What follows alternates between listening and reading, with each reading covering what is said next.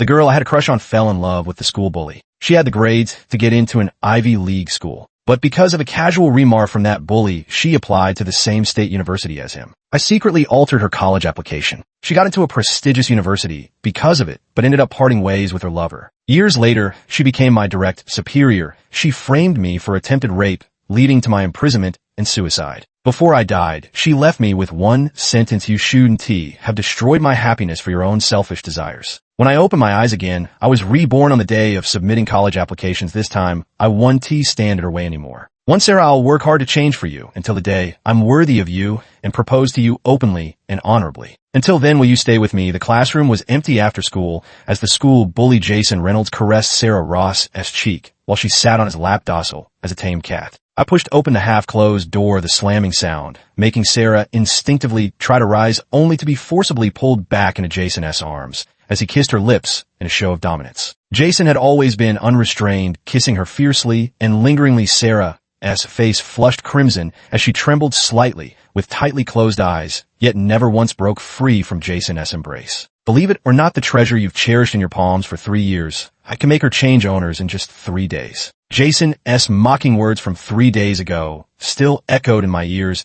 made all the more ironic by the sight of their entwined figures before me. The scene fell into the view of Ian Young, who was following behind me, prompting him to curse under his breath. When he saw I hadn't snapped out of my daze, he nudged my arm with his elbow. You guarded her like a treasure for so long, and now you're just letting that bastard ruin her. Doesn't it hurt? My body trembled violently, the memory of my slit wrist still throbbing faintly with pain. I instinctively clutched my pulse fingertips, registering the rhythmic thudding of my heartbeat. My sudden ragged breathing startled Ian, who frantically grabbed my arm while babbling reassurances. Bro, don't do anything reckless. These two aren't worth the trouble. I know you're pissed. We could just curse them out to vent. No need to throw hands. Ian's words yanked me back to reality. Staring blankly at the familiar classroom, I realized with a jolt that I'd been reborn before altering Sarah's university application. Ian stood before me like a fortress, his nervous demeanor drawing a laugh from Jason, who tilted Sarah's chin with a flirtatious tone. Baby, you still haven't answered me. Don't make me angry now. His arm wrapped around Sarah's waist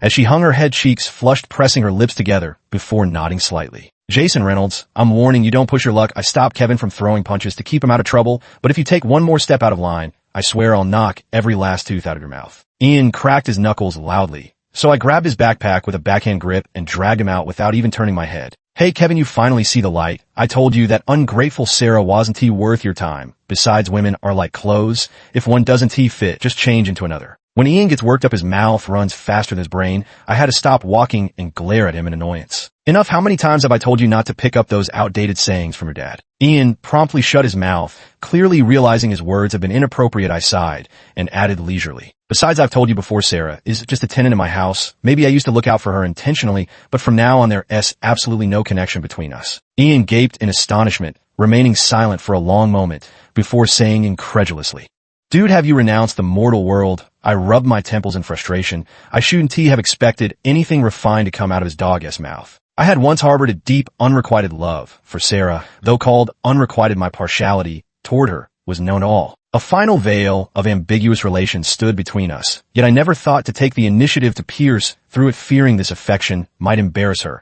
and cost us even our friendship. But how could someone as perceptive as her remain completely unaware of these feelings? I couldn't help but shudder in my memory. Her icy eyes brimmed with hatred as her scorching breath grazed my ear, delivering words clenched between teeth. Kevin Hall, if you hadn't selfishly torn me apart from Jason for your own gain, he wouldn't have died in such agony. I could have saved him. We were just one step away from building a better future together. You destroyed everything with your own hands. Do you have any idea how your self-righteous kindness disgusts me more than humiliation ever could? She tugged at her half-open coat, her fair skin marked with fingerprints she had deliberately pressed into herself. Then she picked up the glass I had just drunk from, leaving a lipstick stain on its rim. After calmly completing this act, she feigned panic, flung the door open and screamed, Someone help, Kevin Hall is trying to rape me, help. My entire body burned with unbearable heat. Clearly someone had spiked my drink with illegal substances, spitting out the blood in my mouth. I recalled how I desperately clung to consciousness through sheer pain and couldn't help but laugh bitterly at myself. She knew better than anyone that even under the influence of drugs, I would never lay a hand on her precisely. Because of this, she dared use such a risky method to frame me. To say I wasn't hurt would be a lie. The very care I took not to harm her, the love I secretly harbored in my heart, these ultimately became the tools she used to cruelly destroy me. She was a company director in a room without surveillance cameras. A scheming newcomer attempted to drug and rape her, but ultimately the incident was classified as such. In the freezing cold prison cell, I slit my wrists with a smuggled piece of porcelain. As my consciousness faded, I thought if only I could have another chance. Sarah Rose, I 1T, try to save you again. 2 Kevin, I want to give Jason a chance. He's not a bad person. He's just fallen behind because of his family situation. If someone would just lend him a hand, he could definitely get into a top university. Just after finishing the exam, Sarah caught up to me. With light, cheerful steps, her voice brimming with excitement, while I silently calculated my scores in my heart, considering college applications. Based on the admission cutoffs, I remembered. In my past life, due to Jason's open provocation, I ignored Ian's attempts to stop me and got into a fierce fight with him, resulting in a sprained right hand and a severely unbalanced mindset that greatly affected my exam performance. This year's exam papers were essentially my past regrets. I had reviewed them countless times while working part-time as a tutor in college, knowing the questions inside out. With my current level of performance, I should have a solid chance of getting into Stanford University, my dream school. Kevin, are you even listening to me? Sarah abruptly blocked my path, crossing her arms indignantly, snapping out of my thoughts. I heard her slow her speech, deliberately enunciating each word with utmost seriousness. I was thinking of applying to the same university as Jason. Would you come with me? We could look out for each other in the future. Looking in her clear eyes, I suddenly felt a deep, bitter amusement welling up inside me. All my foolish devotion in my past life had been thrown to the dogs. You're welcome to follow him if you want, but I have no interest in ruining my future with you two. After coldly tossing out those words, I quickened my pace without looking back, ignoring Sarah's stunned expression. The rented apartment wasn't too far from school. Sarah had taken the second-floor room as her lodging, though it was technically a rental. I never once asked her for rent money. Coming from a poor family, she could barely afford meals with her living expenses, let alone pay rent. Our private high school charged hundreds of thousands in annual tuition. Apart from Sarah, who was admitted with a full scholarship due to her exceptional grades, everyone else was wealthy, spoiled heirs with reckless personalities. She was like a flower blooming in the mud, evoking my involuntary sympathy. I protected her from bullying throughout 3 years of high school, never imagining she'd willingly clip her own wings for Jason's sake. I turned on my computer and began searching for similar exam questions based on memory, quickly getting myself back into pre-exam preparation mode. Sarah came home much later than I expected, slamming the door shut with a loud bang the moment she entered. I glanced at her sideways, but she completely ignored me by the desk, rushing straight to her room with her backpack, leaving a trail of footprints from her unworn sneakers on the floor. Frowning, I instinctively wanted to scold her when Sarah suddenly shouted, as if facing a mortal threat. Kevin Hall, did you mess with my application account? I'm warning you, keep your hands to yourself. We're just landlord and tenant. Don't overstep your boundaries. Her words dripped with undisguised hostility. The unspoken words lodged in my throat as I looked up into Sarah's loathing eyes, then suddenly laughed with relief. Fine, since we're just landlord and tenant, why don't you settle the rent 3 years at $10,000 annually for shared housing? That's $30,000 total. Just wire it to my bank account. Sarah froze momentarily, her expression visibly darkening. She crossed her arms and gave me a once-over before sneering. So you've been reborn too. Can't get what you want, so now you're counting pennies. What a petty calculating miser. I couldn't be bothered with how she chose to portray me, so I cut straight to the point. Enough talk. If you're determined to leave with Jason, then pack your things quickly and write out an IOU for the rent on the spot. After that, I won't interfere with any of your affairs. Sarah furrowed her brows, sighed with a complicated expression, and softened her tone. Kevin, before you crossed the line by altering my application,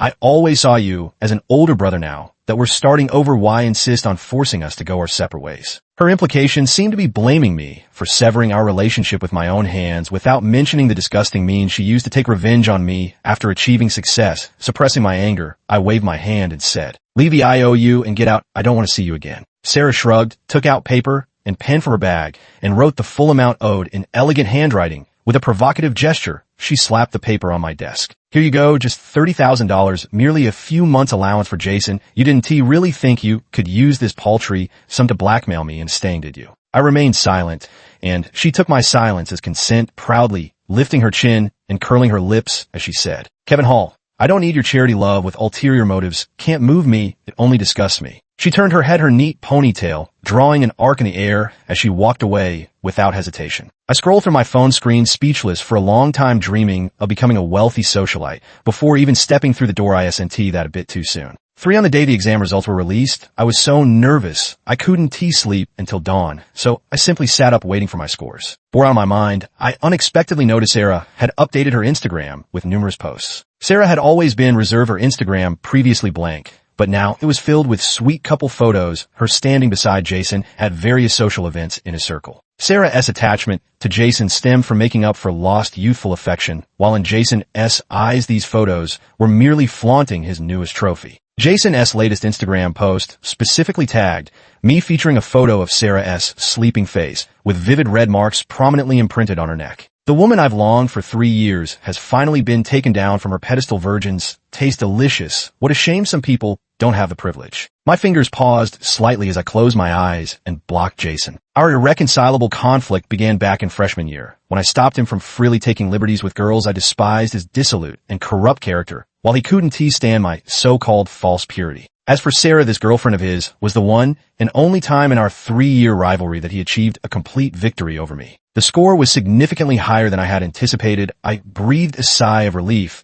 and even my long out-of-touch parents called specifically to congratulate me. For every happy person there's a sorrowful one. Compared to my joy, Sarah wasn't faring nearly as well. After returning to school to confirm the college applications were finalized, Ian immediately rushed to my side, grabbing my arm excitedly and waving it around. Kevin, you're ranked first in the class. Do you realize what that means? You actually surpassed Sarah, the academic goddess. His reaction was even more exaggerated than if I won the lottery. Sarah, meanwhile, slumped unhappily over her desk, clearly mortified that I surpassed her. Jason sat beside her puffing on a cigarette with complete indifference. His family was wealthy beyond measure. The resources that slipped through his parents' fingers alone could fund his lavish lifestyle for life. I shoved Ian back into his seat as he tried to leap onto me. I planned to stay out of the drama, but suddenly a woman burst into the classroom, grabbing Sarah by the collar and slapping her across the face. The teacher and the woman entered the classroom, one after the other, frozen in place by the sharp sound of the slap.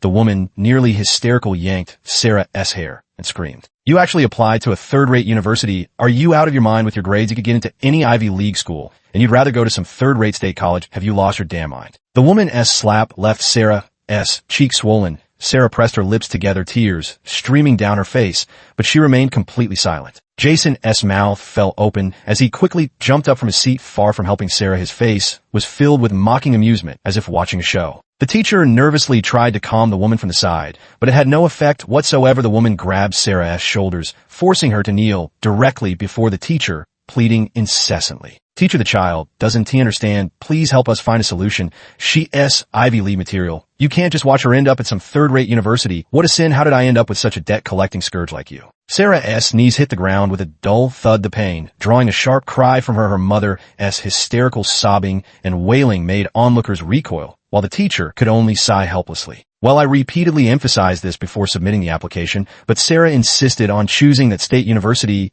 There's nothing I can do. Listening to the teacher's words, the woman was utterly devastated. In a fit of anger, she slapped Sarah on the back of the head, gnashing her teeth as she hurled insults like useless trash and family disgrace. Her gaze then shifted to my face, as if finally finding an outlet for her rage, and her fury came pouring out at me. "That's right, it must be you. You're the one who charmed my daughter into a daze, making her choose some third-rate college just to be with you. Aren't you, you lowlife scum? You owe me my daughter's future." What an undeserved calamity. I sighed inwardly, spreading my hands as I said, "Auntie, you've misunderstood. I have no relationship with your daughter, and moreover, my grades don't require her to compromise for me." The woman now resembled a rabid wild dog. Seeing that I wouldn't yield, she redirected her fury onto other classmates who weren't fast enough to escape until Sarah finally couldn't take it anymore and shouted, "Haven T, you made enough of a scene. Aren't you embarrassed enough already? I'm willing to go to that university. I'd rather bet my future on someone I love, and I don't regret it." The woman who had been gripping bystanders and interrogating them like Xianglin South wife froze in place. She stared at Sarah in shock, then finally hunched over and staggered out of the classroom, trembling. Note: Xianglin's wife is a reference to a tragic character in Lu Sun's short story, The New Year's Sacrifice, known for incessantly repeating her woes, here implying the woman's relentless, pitiful questioning.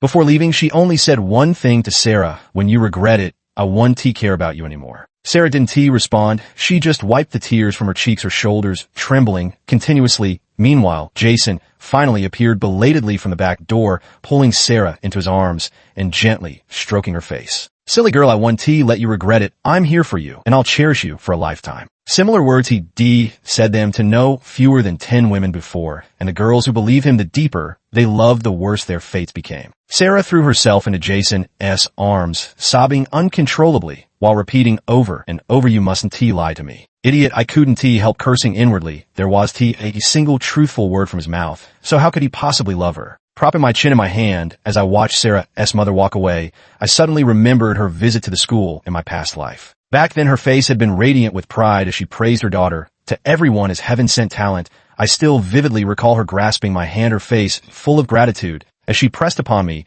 those extra special local delicacies she treasured. Thank you for taking care of our Sarah all these years. It's truly Sarah's blessing to have met you. The stark contrast between the woman's former proud demeanor and her current disheveled, deranged state was so striking that I couldn't help but ask Sarah. Sarah Rose, take a good look at your mother's face. You're smart enough. There's still time to reapply. Do you really have no regrets? Sarah lifted her head from Jason's embrace, tears still glistening in her eyes. She looked at me and flashed a mocking smile. It's useless, Kevin Hall. You'll never get to ruin my love again in this lifetime. I've already made that mistake once, and now that I finally have a chance to redeem him, I'll never regret it. You're utterly hopeless, Ian retorted mercilessly, his long-held resentment towards Sarah finally boiling over now that all pretense had been dropped. He couldn't resist getting in his digs. All flash and no substance looks smart, but has nothing but mush for brains. Jason shot Ian a fierce glare, making him shrink back. I stuffed the fried chicken I'd bought into Ian's mouth and smiled as I said goodbye to Sarah. As long as you have no regrets, Sarah Rose, I wish you a happy marriage and love stronger than gold. Dragging my idiot son Ian out of the classroom, I realized he had wolfed down all the chicken nuggets when I was looking furious. I kicked him in the ass, forcing him to howl, "I'm sorry, boss." Thanks to that boss title, I put considerable effort into his college applications, hoping this brat would make something of himself in the art world someday, and not forget who fed him all those nuggets. Of course, rather than counting on this good for nothing to amount to anything, I'd be better off planning the future based on my past life memories. Maybe I could spare a room for this lapdog when the time comes. After politely declining my parents' suggestion to intern at their company, I joined a leading enterprise for my internship at my own pace. With my academic credentials as a stepping stone, the job search that had been extremely difficult in my previous life suddenly became smooth. My parents also communicated with me much more frequently than before, clearly intending to groom me as their successor. In my past life, my parents had essentially given up on me completely after Jason and I had a violent argument before his fatal car accident. Almost everyone believed I was somehow responsible for the tragedy. But Jason was clearly drunk and emotionally out of control, insisting on reckless street racing that led to the accident, yet I was labeled as the direct trigger. How utterly unjust. My parents were business people, and the instinct to seek profit and avoid harm was ingrained in their bones. When I offended the Reynolds family, the industry leader, and suffered their industry-wide boycott, as a result, they saw it as my own fault.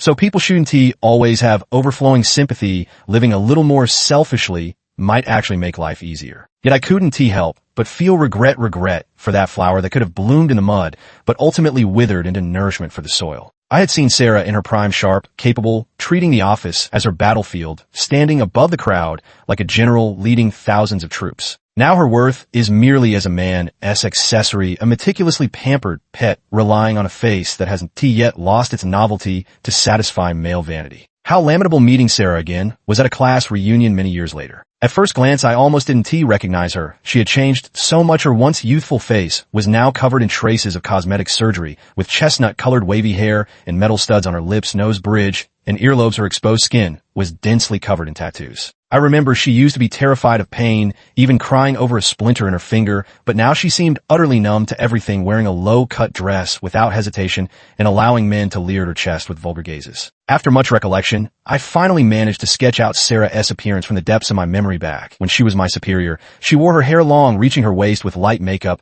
and silver-framed glasses, speaking with an authoritative tone. Her gaze was always resolute and confident, radiating a youthful fearlessness that made her live freely and brilliantly. Kevin, I heard you've started your own business recently. Quite the young achiever. Here, let me toast to you. Jason, surrounded by empty liquor bottles at his feet, was red-faced and slurring his words as he chatted with me. I smiled politely, raised my glass, took a small sip, and then set it back on the table. Jason tilted his head back and drained his glass in one gulp, then slammed it forcefully on the table, shouting, "What are you staring at? Pour the damn drink. Kevin, your glass hasn't been empty all dinner. What, not enjoying drinking with men? Need a beauty? to get properly drunk with. Squinting through his drunken haze, Jason slurred his incoherent words. Sarah's eyes remained fixed on Jason's expression as she eagerly poured his drink and laughed along. The light had long faded from her dull eyes, replaced only by the dark reflection of Jason. I was about to decline when Jason suddenly pulled Sarah into his arms, baring his yellowed teeth in a grin. "She don't be so quick to refuse. If I remember correctly, Sarah was your high school crush, was T? She drink this bottle, and I'll let Sarah spend the night with you. Good deal, huh?"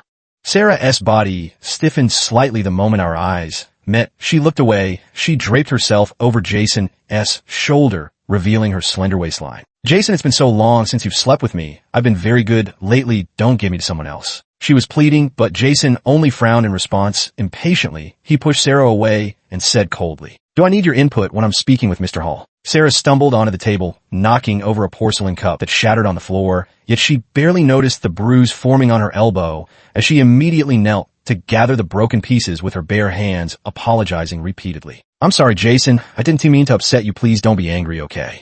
Her voice trembled with a sob, so unlike her wild and unrestrained appearance. Deep down, she was tamed like a dog on a leash. The once lofty goddess had now been dragged into the mud. I felt no joy of vengeance fulfilled. Instead, I was filled with genuine sorrow. I had once seen her bright and radiant future, witnessed her hopeful past when all eyes were upon her. I had never seen her crawling on the ground, cautiously lifting her head to steal glances at others' gazes while living like that. Sarah's finger was sliced open by a porcelain shard, and she instinctively flinched, droplets of blood falling onto the floor. Jason didn't speak up to stop her, so she kept silently picking up the fragments. I couldn't bear to watch any longer and finally spoke up. "Jason Reynolds, stop humiliating her. It's sickening to watch." My displeased tone made Jason burst into laughter. He raised an eyebrow, his eyes brimming with mockery. Feeling sorry for her, the high school Casanova wants to play the hero. "Casanova, if you want to play the hero, you'd better weigh whether you have what it takes." His words overlapped with those from my past life, making me press against my stomach, involuntarily suppressing both the present discomfort and the burning nausea from my memories. In my previous life at the drinking party where I fought fiercely with Jason, he had also forced me to down one strong drink after another by humiliating Sarah in every possible way, just like now. Back then, Sarah hadn't followed Jason into that third-rate university. She remained an ethereal prodigy, wearing long skirts that reached past her knees with a noticeably swollen belly. She sat demurely by Jason's side, her gentle and well-behaved demeanor standing out starkly from the others. In the drinking game Jason proposed, she lost miserably as a novice and was pressured by the crowd to keep drinking. They all turned a blind eye to Sarah's swollen belly, and Jason indulged the ill-intentioned crowd jeering. If anything, it was his attitude that emboldened their arrogance. At that moment, in front of everyone, Sarah grabbed the hem of my clothes with tears in her eyes. She lowered her voice and pleaded with me in the most humble tone. "Kevin, please, I can't drink. I'm pregnant. I can't afford to offend Jason. Please save me, save my child. Drink up, drink up, drink up." The relentless chanting continued in my ears. All eyes were fixed on Sarah and me, their laughter like death drums closing, and I watched helplessly as Sarah trembled more and more violently. In the end, gritting my teeth, I snatched the glass from Sarah's hand and downed it in one gulp. "I'll drink this for her." That was the beginning of the nightmare. Jason was the first to clap, calling out with admiration. "Bravo, what a man, truly worthy of being Sarah's guardian hero. Such remarkable spirit." He deliberately emphasized the words guardian hero, clearly holding a grudge over me, altering Sarah's application. Sarah's head sank even lower as Jason led the room in scattered applause. The drinking game continued without being called off, and Sarah didn't voluntarily withdraw either. In the subsequent rounds, Sarah kept losing repeatedly, while the empty glasses placed before me gradually multiplied. The pain in my stomach grew, increasingly intense. Clutching yet another glass Sarah had placed in front of me, I gritted my teeth and said, "Don't play the next round. They're obviously setting a trap, can't you see?" Sarah just silently shook her head, tears abruptly rolling down her cheeks in streams. At that time, I still foolishly believed her tears were shed for me. I have stomach problems and never touch alcohol in private. Having lived with her for nearly 3 years, she knew perfectly well how much burden excessive drinking would place on my stomach. Unable to bear Sarah's tears, I finally sighed and downed another glass of wine. My back was soaked with cold sweat and my vision began to blur, biting my lip. I saw Sarah still hadn't left the card table. At this moment, no matter how unwilling I am to admit it, I can't deceive myself anymore. "Sarah, you did this on purpose, didn't you?" As I struggled to say these words, the room suddenly erupted with laughter, so loud it could lift the ceiling. Jason laughed until tears welled up in his eyes, clapping his hands and saying, Your thick skull finally got it, didn't he? I warn you beforehand to know your limits. If you can't hold your liquor, why force yourself? Serves you right for suffering. Gripping the edge of the table, I barely managed to make out Sarah's silhouette through my blurred vision, moving my lips to ask. Why the question died in my throat as Jason's sneering voice reached my ears. Sarah, your little lapdog here practically threw his life away for you. Why don't you do him a favor and sleep with him tonight? Consider it a reward for 3 years of licking your boots. After all, he claims he has never had impure thoughts. Who knows how many photos of you he has secretly hoarded, probably jerks off to fantasies of you every night before bed. At that moment, the surrounding laughter turned into a piercing tinnitus in my ears. By the time I regained my senses, my fist was already connecting with Jason's face. The dining table's plates and glasses lay shattered across the floor as I grabbed Jason by the collar, slamming him to the ground with all my strength. My clenched fist struck his face, blood splattering between my fingers, yet I felt no fear. Instead, the fury numbed even the pain in my stomach. I watched with exhilaration as Jason howled and scrambled away in disgrace, a dark thought crossing my mind. If I beat him to death here, would Sarah finally be free? How pathetic. Even after being made a fool, I stubbornly clung to the belief that she had been deceived and coerced by Jason, forced to conspire against me. Yet when I was pummeling Jason, she was the first to rush forward,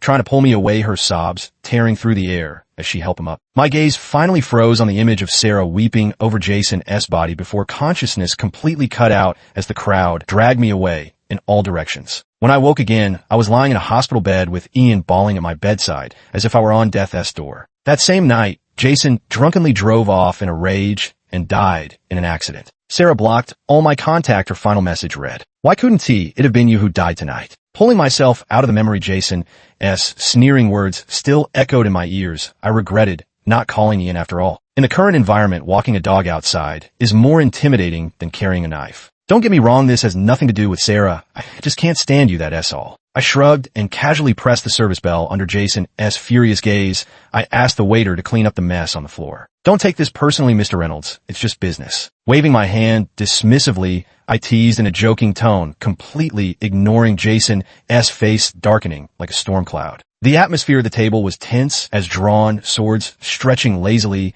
I called the waiter to settle the bill and made a show of getting up to leave. "I'll cover this meal. You all keep drinking slowly. I have company matters to attend to, so I won't stay any longer." Jason didn't speak up to stop me. He tapped his fingers on the table, letting me get up and open the private room's door. As I placed my hand on the doorknob, Sarah grabbed my wrist. Seeing her face up close, the exhaustion between her brows couldn't be concealed. Even with makeup, her eyelashes were wet with tears, looking utterly pitiful. "Kevin, for the sake of our friendship, just have this one drink. At least this glass will make Jason spare me tonight. No yelling, no laying hands on me." The latter half of her sentence was spoken softly, and I could feel her fingers trembling, yet I merely smiled, pulling my hand free from her grasp, then wiped the touched skin with a wet wipe. Sarah's tear-streaked face instantly turned deathly pale. "I've noticed you only call me by my name when you need something from me." I took half a step back, ensuring a safe distance between us, and chuckled lightly. Sarah rose, the same trick, one work on me twice. "I drank enough for you in my past life. Don't forget, in the end, all it took was one glass for you to frame me for attempted rape." At the mention of drugging, Sarah's expression grew even more panicked, her knuckles turning white from how tightly she clenched them. Clearly, I struck a nerve. I couldn't help but laugh bitterly. It was just an offhand remark, yet there really were drugs mixed in the alcohol. Fortunately,